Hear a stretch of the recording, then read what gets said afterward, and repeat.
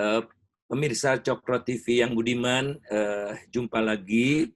Walaupun kita masih dalam keadaan belum normal, mudah-mudahan kita bisa menghadapi kondisi yang baru dengan keteguhan hati dan komitmen untuk memang harus berubah dalam berbagai aspek kehidupan kita. Pertama, saya ingin share update tentang corona ini. Jadi Indonesia ini sedang merangkak menuju puncak kurva gelombang pertama. Jadi kita belum masuk gelombang kedua ini ya. Negara-negara lain sudah mulai masuk gelombang kedua, nanti kita tunjukkan. Pertama, yang paling dasar itu indikator untuk mengetahui perkembangan COVID adalah kasus baru harian dan jumlah kematian harian.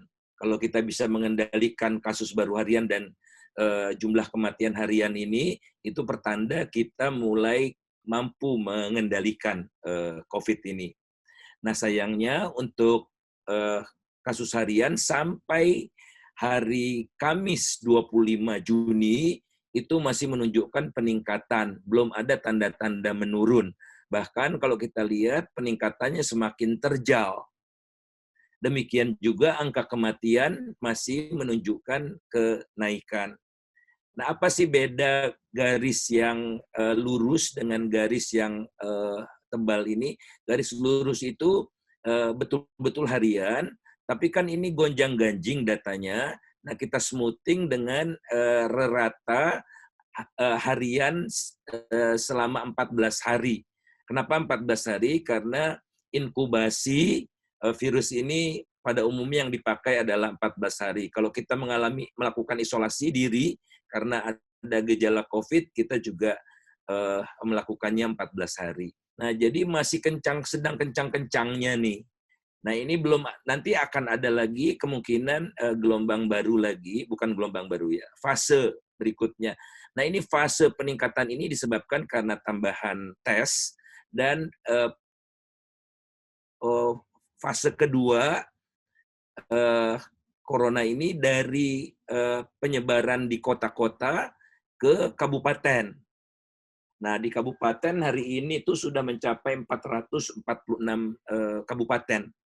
Jadi sudah mendekati 90% kabupaten kota yang ada di Indonesia sudah terkena. Kemudian yang kedua adalah kasus harian. Ini yang harian yang merah di sini sama dengan yang di sini. Nah, tapi saya bandingkannya dengan yang sembuh. Kalau yang sembuh itu lebih banyak dari yang kasus baru, itu tanda-tanda juga kita sudah mampu mengendalikan. Namun kita lihat yang sembuh ini mulai flat, tapi kasus hariannya naik terus sehingga kesenjangan antara kasus harian dan yang sembuh makin lebar.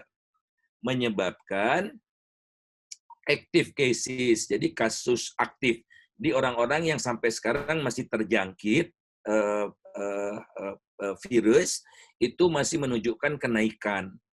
Ini yang abu-abu, ini yang sembuh. Yang abu-abu masih jauh lebih lebar daripada yang hijau ini. Sementara angka kematian ada tanda-tanda mengalami peningkatan dari sekecil ini sampai terus melebar dia. Nah, saya ingin bandingkan dengan Iran yang selesai di gelombang pertama, dia kasus aktifnya sudah turun dia nih. Kalau kita kan belum turun yang abu-abu, Iran sudah turun, tapi mereka lengah, mereka melonggarkan lebih cepat, terlalu dini, sehingga mulai 4 Mei mereka naik lagi. Ini kita jangan sampai nih. Ya, jadi kita jangan sampai ada gelombang kedua, gelombang ke-1-nya mudah-mudahan lebih cepat. Artinya kita nih sekarang sedang ada di tanjakan ini menuju puncak. Jadi kita belum turun. Kalau sudah turun baru PSBB dilonggarkan. Tapi kita sadar sepenuhnya rakyat sudah terlalu lama di rumah, sudah bosan, kegiatan ekonomi harus mulai jalan. Oke, ada kompromi, ya kita harus memasuki fase berikutnya, yakni melonggarkan kegiatan-kegiatan ekonomi. Namun, ada syarat mutlak yang harus dilakukan agar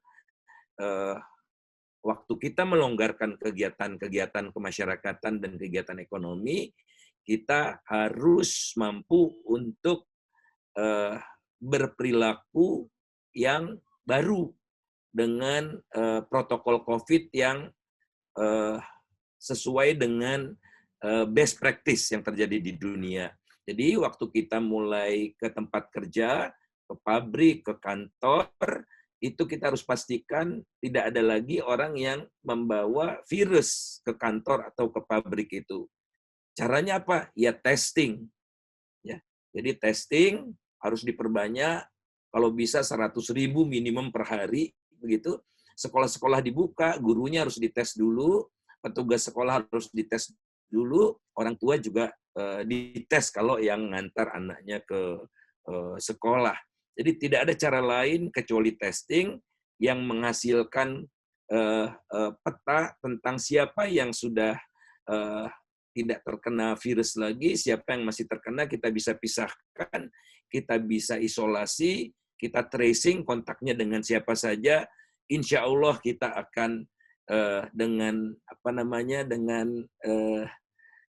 tanpa was-was memasuki fase pelonggaran ini. Nah, sejauh ini kasus testing di Indonesia masih sangat rendah ya. Ini Indonesia nih, jadi ini adalah seluruh negara yang kasusnya di atas 10.000. Di atas 10.000, beberapa negara tidak ada data tentang testingnya, misalnya Aljazair, Kamerun, dan Cina, jadi tidak masuk di sini. Kemudian data ekstrim, Amerika dan Brazil tidak masuk, serta Qatar dan Bahrain yang tidak. Nah, selebihnya ada di sini. Indonesia itu hanya lebih baik testingnya, kira-kira 2.500 per 1 juta, lebih baik dari Mesir, Guatemala, Afghanistan, dan Nigeria. Nah, kita harus mengarah ke sini nih, testingnya. Tidak apa-apa kasusnya naik, tapi petanya makin jelas. Kita bisa melakukan pendekatan untuk mengendalikan virus ini. Nah, di tengah kondisi seperti itu, kita sadar bahwa pandemi ini tidak ada presidennya sebelumnya. Ya, jadi dunia sedang mengalami resesi, sekarang sudah mengalami resesi. Perekonomian Amerika Serikat, Eropa, Inggris, Kanada, Jepang, semuanya sudah negatif. Emerging market juga negatif. Hanya China yang diperkirakan masih bisa positif tahun ini, tapi positifnya juga hanya 1%. Jadi ini terburuk sejak depresi tahun 1929-39, yang puncaknya tahun 1933. Lebih buruk dari krisis finansial global tahun 2018. Waktu itu resesinya mild ya, cuma minus 0,1, sekarang diperkirakan minus 4,9 menurut IMF yang baru dirilis kemarin. Nah, kalau saya bandingkan, IMF itu lebih konservatif, Bank Dunia maupun OECD itu perkiraan pertumbuhannya lebih terkontraksi ya. Jadi OECD kalau ada second wave itu pertumbuhan ekonomi dunia minus 7,6. Namun tahun depan itu akan positif semua. Kita lihat sini, semua memprediksi positif. Nah, tinggal positifnya kondisi semula atau lebih tinggi dan sebagainya. Ini kita bisa lihat dari gambaran ini. Jadi kita lihat dunia tahun depan akan 5,4, Amerika akan 4. Jadi rata-rata ini lebih tinggi dari kondisi sebelum COVID ya. Kalau kita lihat Indonesia misalnya 5,0, 6,1. Tapi Indonesia ini kemungkinannya tidak terjadi karena terjadi perubahan mendasar dalam segala aktivitas manusia sehingga kita tidak bisa menikmati pemulihan yang sedemikian sangat cepat dan luar biasa. Kalau di sini kan luar biasa ya. Nah, ini yang gambaran Indonesia dari berbagai lembaga yang ekonominya paling jempolan ya lah ya. Kalau yang swasta-swasta saya tidak masukkan, semua ini adalah lembaga-lembaga internasional. Kita lihat sudah lebih banyak yang memproyeksikan tahun ini kita akan negatif. Yang ekstrim Bank Dunia, kalau ada second wave, tahun depan juga kita masih minus gitu ya. Nah, jadi data-data ini menunjukkan recovery di Indonesia dan di dunia saya yakin tidak akan sedahsyat seperti yang diprediksi oleh IMF ini. Kemudian oleh karena itu kita bukan huruf V, namun seperti ini bukan promosi ini ya, tapi seperti merek dagangnya Nike ini, ya seperti ini. Jadi kita recovery-nya akan bertahap sampai ke track sebelumnya di sini. Kalau kita lihat, nah ini angka-angkanya, jadi kita tidak bisa mencapai angka pertumbuhan target pemerintah yang rata-rata 5,7% senario 1 atau 6% senario 2, tapi cuma 3,8%. Ini perkiraan saya ya, prediksi saya, hitung-hitungan saya. Jadi kita lebih flat, kita harus siap dengan pertumbuhan yang lebih, pola pertumbuhan atau fase pertumbuhan yang lebih rendah. Tapi tidak apa-apa. Jadi kira-kira selisihnya ini nih, potensi kita harusnya di sini, kita hanya tumbuh di bawah ini. Nah, pertanyaannya mengapa pola kita seperti itu? Karena pertama, sektor barang itu terpukul sekali. Jadi saya bagi ekonomi Indonesia itu sektor penghasil barang, pertanian, pertambangan, dan industri manufaktur, dan selebihnya adalah jasa. Nah, kita lihat sektor penghasil barang drop, ini baru triwulan 1, 0,4 hanya growth-nya. Sementara sektor jasa masih segar nih, masih banyak yang segar, pertumbuhannya 10 kali lipat. Ya biasanya 2 kali lipat saja, triwulan 1 10 kali lipat lebih tinggi dari barang. Nah, sementara rakyat kita sangat bergantung pada sektor barang ini. Jadi sampai triwulan 1, sektor jasa ini masih ada yang pertumbuhannya naik. Jadi sektor keuangan dan asuransi itu pertumbuhannya naik triwulan 1 ini. Triwulan 1 tahun ini ya. Kemudian 2 sektor jasa ini teman-teman bisa lihat. Nah, yang paling parah adalah sektor transportasi dan pergudangan. Tanpa kecuali transportasi udara, laut, sungai dan feri, darat, taksi, bus, kereta api, maupun ojek online. Nah, di sini paling dalam. Ya, paling dalam di sini kita lihat pertumbuhannya drop 5,1, sebesar 5,1. Jadi ini mencerminkan yang tingkat kemerosotan pertumbuhan ekonomi. Dari yang paling merosot 1, kemudian ketiga adalah hotel dan restoran ini, ya, hotel dan restoran. Jadi misalnya transportasi ojek ini beralih nih dari yang biasa sekarang, mereka lebih banyak porsi untuk food dan jasa pengantaran lainnya begitu. Nah, ini jadi kelihatan di sini terjadi perubahan pola. Tanaman pangan ini paling parah.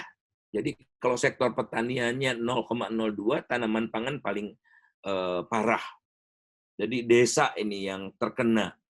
Kemudian industri, dari 14 jenis industri secara total itu masih tumbuh, namun sudah 8 dari 14 industri itu pertumbuhannya minus, sudah mengalami kontraksi.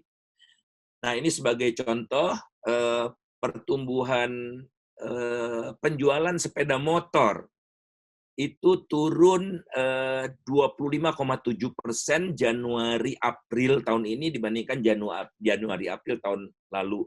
Namun bulan April saja tahun ini dibandingkan April tahun lalu itu merosotnya 78%. Kalau April dibandingkan Maret, pertumbuhannya merosot 79%. Jadi ini belum tercermin di data ini.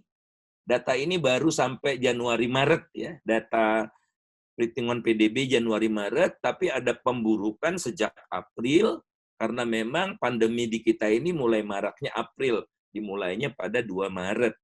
Ini untuk sepeda motor, mobil lebih parah lagi, anjloknya 41,4% Januari-Mei. Sementara kalau untuk Mei saja, dibandingkan dengan Mei tahun lalu, itu merosotnya hampir 100%, 95,8%. Jadi sektor transportasi akan mengalami kemerosotan yang sangat dalam berdasarkan data resmi yang baru akan dikeluarkan bulan Agustus. Gitu. Tapi ini indikasi-indikasi saja menunjukkan semakin parahnya memasuki triwulan kedua ini. Kemudian turis juga jadi andalan kita. Nah, turis Januari-April itu sudah merosot 45%. Tapi April saja merosotnya 87,44%. Jadi inilah sekadar sampel gitu ya. Kalau saya ingin tambahkan yang lain-lain juga, ya seperti itu kira-kira gambarannya. Utamanya di sektor produksi barang. Nah, sayangnya kemudian kita melihat upaya, harusnya kan kalau menurut saya, dana itu ditumpahkan untuk membantu petani pangan gitu ya. Kemudian untuk sektor transportasi, untuk industri yang minus. Ini transportasi kita topang yang informalnya. Namun sayangnya anggaran di kita itu fokusnya ke pertahanan begitu. Ini yang saya agak kecewa karena sektor anggaran untuk pertahanan ini cuma dikurangi 9 triliun dan tahun depan rencananya akan dinaikkan kembali. Seolah-olah virus ini udah akan selesai dan kita normal seperti kondisi sebelumnya. Tapi tadi saya sudah tunjukkan kondisinya itu tidak normal seperti yang lalu, tapi normal dengan realitas-realitas yang baru. Infrastruktur juga masih akan dinaikkan mencapai lebih dari 100 triliun. Ini kalau tahun ini satu-satunya anggaran yang di atas 100 triliun adalah pertahanan, yang lain tidak ada yang di atas 100 triliun. Ini yang mungkin perlu pembahasan di DPR ya supaya betul-betul lebih fokus ke ke orang yang rentan. Nah, kemudian yang kedua, supaya kita bisa pulihnya lebih cepat, berantaslah pemborosan itu.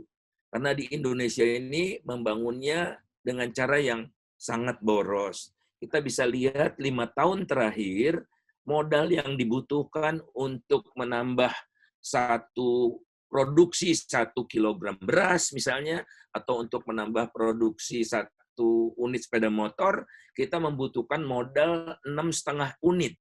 Maaf, 6,5 unit. Itu lebih tinggi dari periode-periode pemerintahan sebelumnya. Rata sebelum pemerintahan yang sekarang, itu modal yang dibutuhkan sekitar 4 sampai 4,5 saja.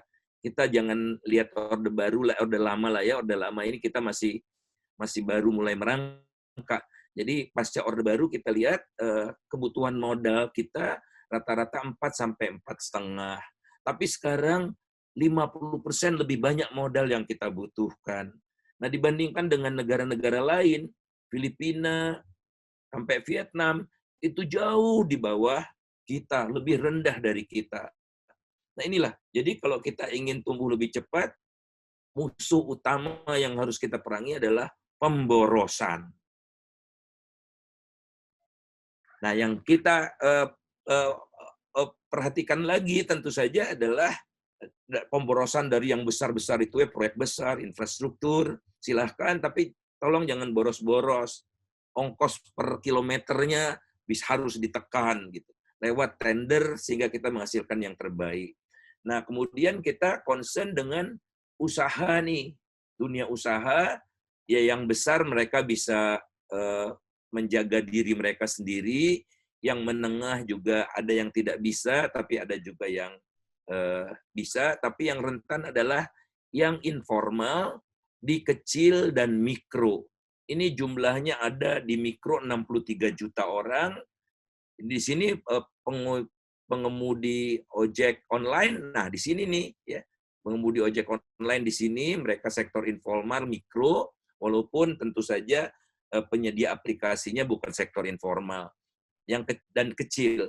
Nah, jadi kita fokus di mikro, kecil, yang informal. Inilah yang harus dibantu agar betul-betul mereka terhindar dari kebangkrutan, keluar dari usaha, dan kalau sudah keluar mereka susah lagi untuk masuk kembali, untuk jump start lagi sulit. Jadi mempertahankan keberadaan mereka. Nah, tentu saja ada yang terpaksa harus keluar dari usaha, terpaksa harus kena PHK, tapi ada yang bisa diselamatkan, atau yang kena PHK bisa kita ajak untuk usaha lain yang dalam batas-batas kemampuan mereka untuk menyerap gitu ya, kemampuan baru. Jadi misalnya Gomasas ya, di Gojek itu ada Gomasas. Ya, orang kan tidak berani lagi untuk memesan Gomasas. Nah, tapi para armadanya itu kan sudah kenal dengan pelanggan mereka. Nah, sekarang yang paling kurang itu adalah reparasi AC, reparasi listrik, pokoknya reparasi yang terkait dengan peralatan rumah tangga. Ini masih kurang, dan insya Allah dengan dipadukan dengan program prakerja dari pemerintah itu, mereka masih bisa training online. Nah, para induk semang mereka ya, penyedia aplikasi bisa mengisi sehingga program prakerja dan pelengkap-pelengkap yang lain bisa saling bersinergi sehingga mereka bisa cepat berpindah dari usaha yang tidak bisa dipertahankan lagi, merupakan keniscayaan, ke usaha baru. Karena COVID ini, krisis ini juga memunculkan peluang-peluang baru, usaha-usaha baru sejalan dengan perubahan perilaku masyarakat dan pola konsumsi dari masyarakat serta perubahan pola dunia usaha. Yang jelas masyarakat akan cenderung mengurangi keluar rumah, mungkin baru 5 tahun ke depan normal kembali secara total, utamanya tempat keramaian. Nah, pergeseran lebih banyak belanja online dan solusi digital. Jadi, insya Allah ini bisa dikurangi dengan shifting dari yang tadinya belanja konvensional menjadi belanja online, dan semua kegiatan masyarakat mengarah pada yang berbasis digital. Itu menimbulkan lapangan pekerjaan baru yang sungguh sangat banyak, tidak kalah banyaknya dengan yang tercampakkan. Kemudian kian marak homebody economy. Jadi rumah tangga bikin keripik, bikin cake, membuat berbagai makanan. Mereka tidak punya armada sendiri kan, tidak punya mobil box sendiri. Mereka membutuhkan jasa pengantar, tidak hanya di dalam satu kota atau di dalam satu komunitas atau lingkungan, tetapi bisa mereka menjualnya ke berbagai tempat di luar kota, bahkan di luar pulau. Nah, oleh karena itulah pemilik dari aplikasi ini bisa mengembangkan diri, peluang bisnis baru, memperkokoh logistiknya karena mereka punya modal untuk mengembangkan sistem logistik nasional yang baru dengan adanya krisis ini. Jadi ini mengingat pula selama ini sistem logistik nasional kita sangat lemah. Jadi istilahnya habis di ongkos. Kira-kira kita menghabiskan 20% dari nilai barang itu untuk ongkos. Nah, dengan sinergi yang dilakukan untuk memperkuat ini semua, maka gerak ekonomi akan lebih cepat maju dan lebih cepat pulih dan menimbulkan peluang-peluang baru. Kemudian belanja cenderung lebih banyak untuk kebutuhan esensial. Nah, jadi kita lihat nih, apa nih yang akan meningkat. Jadi, saya enggak mau sebut nama gitu, apa jenisnya, tapi ada jenis-jenis yang kebutuhannya meningkat. Misalnya buah-buahan, orang sadar sayur mayurnya yang organik. Nah, ini juga jasa pengantarannya menjadi spesifik. Kalau dulu sekedar ojek mobil gitu ya, atau ojek sepeda motor, nanti sepeda motornya pakai fasilitas pendingin atau semacam kulkas kecil begitu, sehingga bisa mengirim eh, udang segar, ikan segar, daging segar. Karena apa? Kalau tidak ada fasilitas pendingin, nanti busuk di tengah jalan karena di Jakarta ini macet gitu, sampai tujuan akhir sudah ndak bisa dimakan lagi karena sudah rusak. Muncul aktivitas baru lagi yang menurut saya sangat menjanjikan. Dan yang terakhir adalah bagaimana semua bisnis, termasuk jasa pengantaran, itu memperkokoh aspek kebersihan dan keamanan. Nah, dengan begitu saya kok punya optimisme kita bisa mengurangi dampak dari PHK yang mau tidak mau harus kita terima sebagai keniscayaan, karena memang tekanan ekonomi yang akan terjadi ini, yang sudah dan akan terjadi ini luar biasa. Di Amerika Serikat saja angka penganggurannya, orang yang minta asuransi pengangguran itu sudah mencapai 45 juta begitu. Nah, mudah-mudahan dengan kondisi yang semakin baik dari para entrepreneur, generasi milenial yang banyak mendirikan startup dan bisnis-bisnis yang mampu mengoptimalkan potensi-potensi baru ini yang tidak dilihat oleh segenerasi saya, itu akan memperkokoh pemulihan yang terjadi di Indonesia, dan mudah-mudahan tidak terlalu lama. Syukur-syukur 2023 atau 2022 kita akan ke kondisi yang jauh lebih baik dari kondisi sekarang. Pemirsa Coko TV, demikianlah pertemuan kita yang masih dalam kondisi belum normal. Mudah-mudahan kita beroleh kekuatan, karena kemampuan rakyat Indonesia untuk menghadapi segala cabaran itu, pengalaman menunjukkan luar biasa.